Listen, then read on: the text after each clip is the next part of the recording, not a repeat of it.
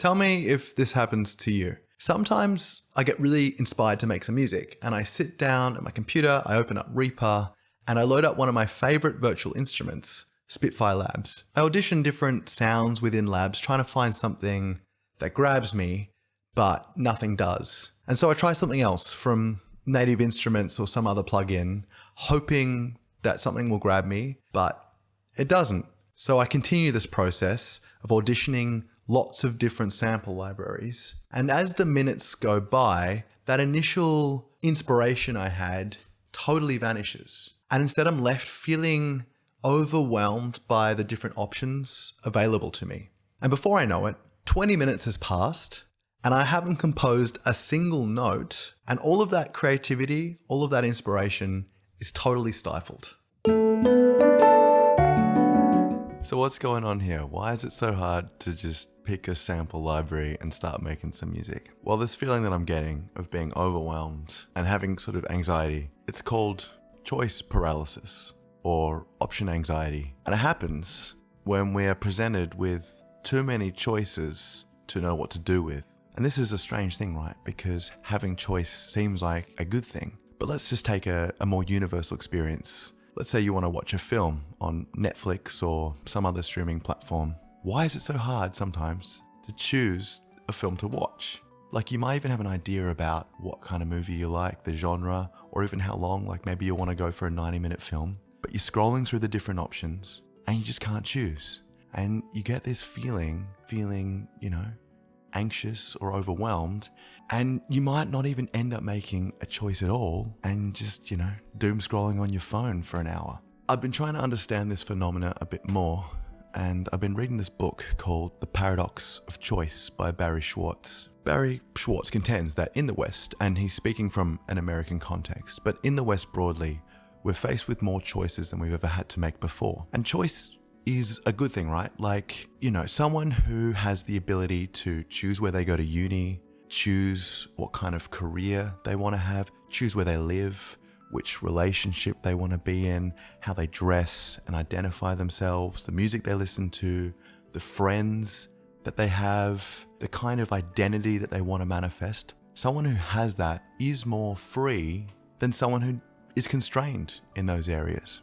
And so the conclusion is that when you've got choice, you've got freedom. But the mistake we make, and this is what he contends in the book, is that we equate having more choice with having more freedom. But strangely, it doesn't. As he writes in his book, as the number of options increases, the effort required to make a good decision escalates as well, which is one of the reasons that choice can be transformed from a blessing into a burden. It is also one of the reasons that we don't always manage the decision-making task effectively. Like, being able to choose which uni you go to is really great, or the kind of course you want to do. But do I really need to have the option of enrolling in 50 subjects per semester as I did when I did my arts degree? Or, I need to get power to my home so that I can have the lights on or the heater or the air conditioning or whatever. Why are there 47 energy companies that I have to choose from? Or let's say I need to put money into my superannuation so that when I'm 65, I'm not absolutely povo and gonna die because I can't sell my labor anymore. Why are there so many different superannuation companies, and do I have to figure out which one's the best one for me? Having super is good, having energy is good, going to uni is good, but there are just too many choices, and the increase in those choices creates a burden on the individual when trying to choose what they need. And those examples are sort of life examples about what we need in life, but it happens with the things we want as well, like choosing a film on Netflix. Not a need, but it's a process that becomes so difficult sometimes. And this feeling that I feel of being overwhelmed by the different options available to me is the same feeling I get when I try to write music sometimes. So yeah, while choice seems good, more choice seems to be an issue. And yeah, let's talk about some of the choices we have to make when we're writing music and being creative. Like, think about all the options you have when you sit down to write music.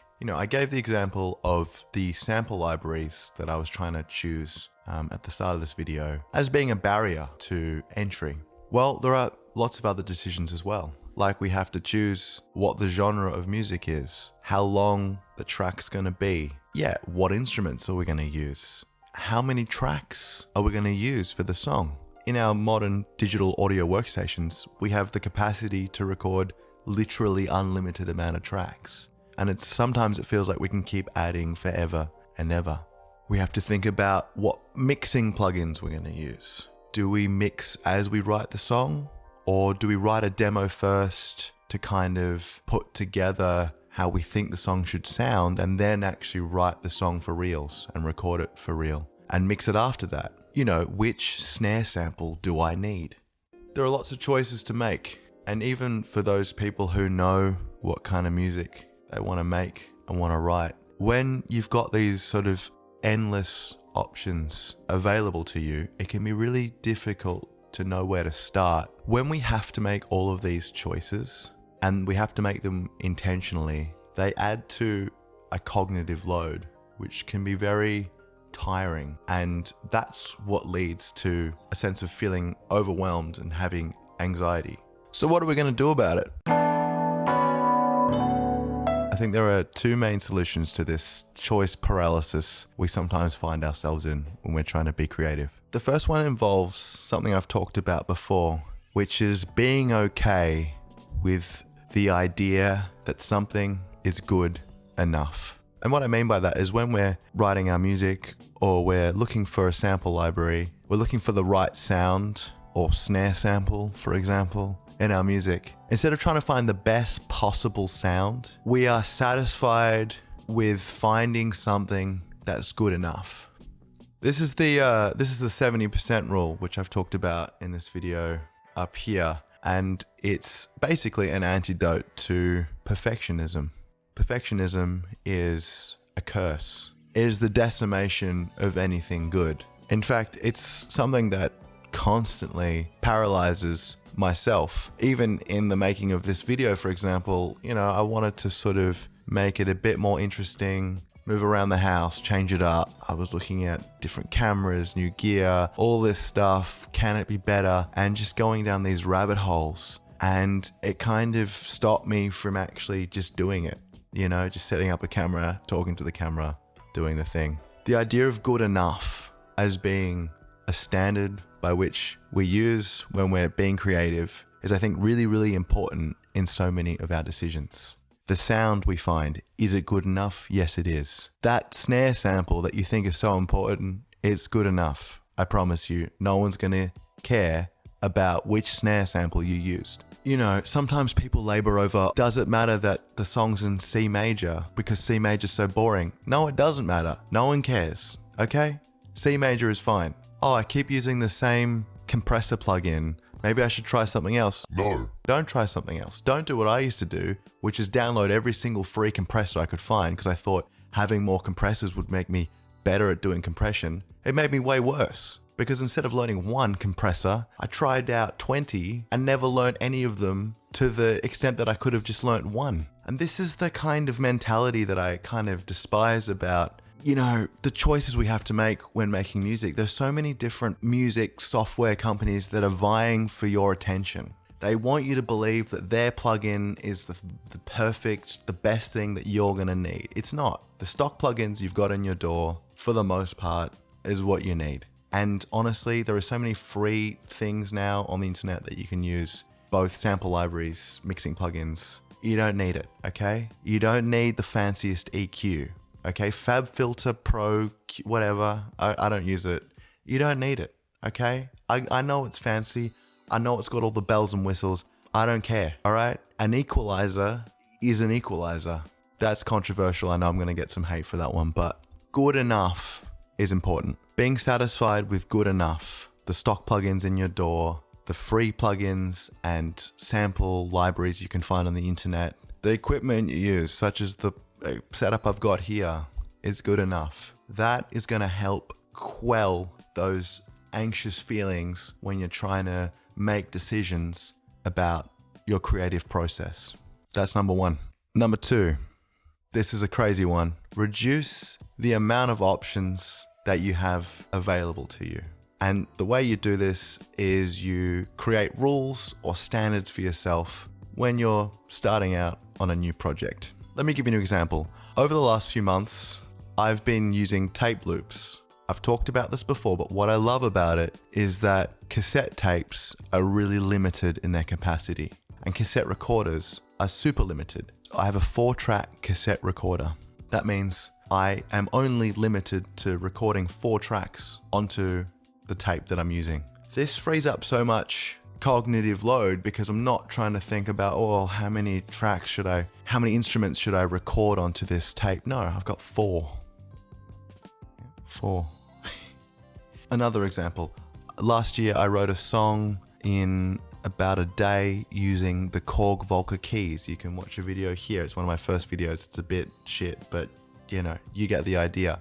I used that exclusively to write the whole piece, including the drums. I sampled it to create drum parts as well. The limitations of that process made it so much easier when I was trying to write the music, because I knew that I was limited in the choices I had to make. I was like, well, I've only got the Korg Volca keys to write with, so that's all I'm gonna write with.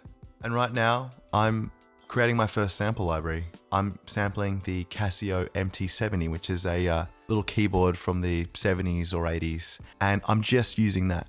That's all I'm using to create the samples. And yeah, I'll probably use some external mixing plugins, but the samples themselves will only come from this instrument. And that makes it easier. Sonny's breathing really. You're right there, mate. Limitations.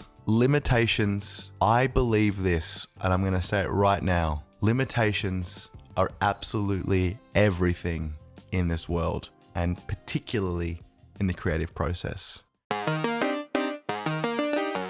Look, having some choice is good. There's no doubt about it. And I think there's a more interesting conversation about the kind of choices we have in society and them being somehow equated with having more freedom. Have you seen those memes where it's like, I'm so glad capitalism can give me 47 different types of burger sauce, but not universal healthcare.